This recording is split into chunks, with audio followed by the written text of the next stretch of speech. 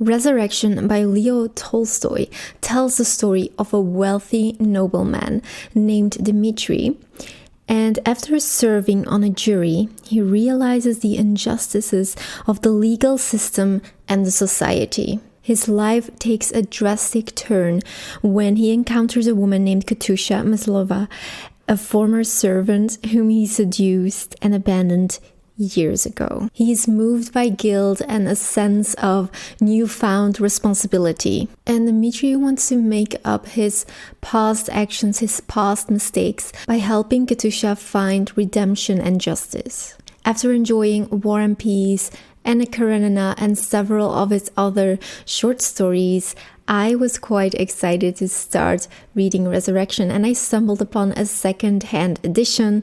I couldn't but pick it up.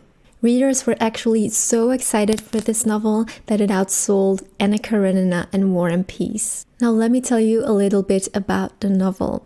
It was published in 1899 and serialized over the course of a year in a magazine. This was Tolstoy's final novel, and the title refers to spiritual rebirth. It gives us the contrast between life of the wealthy and life of the poor. He uses his novel to point out the flaws and the corruption within the legal and penal systems of Russia at the time, and he highlights the injustices faced by the poor and the marginalized. We get vivid descriptions of poverty, oppression, and institutional corruption. Tolstoy wanted to evoke empathy towards the less fortunate. Before he died, he made a confession to his biographer, and one of the things that he would never ever forget is the crime I committed with the servant Masha in our aunt's house. She was a virgin. I seduced her and she was dismissed and perished. Later in his life, Tolstoy became more and more obsessed with the moral and philosophical questions in life. So here is a list of the most important characters of the book.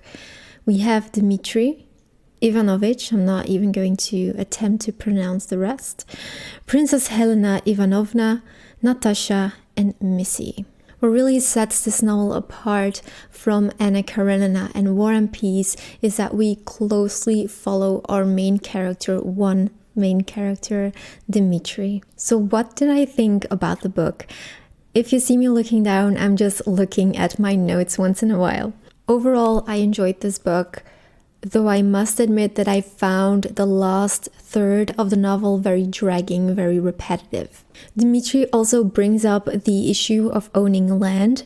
He struggles with the luxury of his life while others struggle and starve. Dmitri, his feelings of guilt raises the question in how far are we responsible for the bad decisions and life choices of others?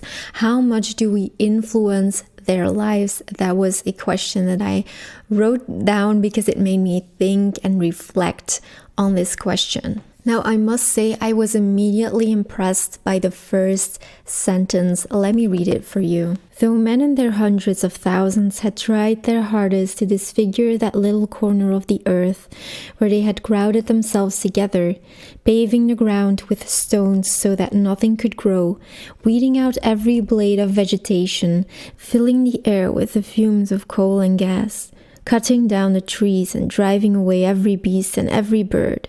Spring, however, was still spring, even in town.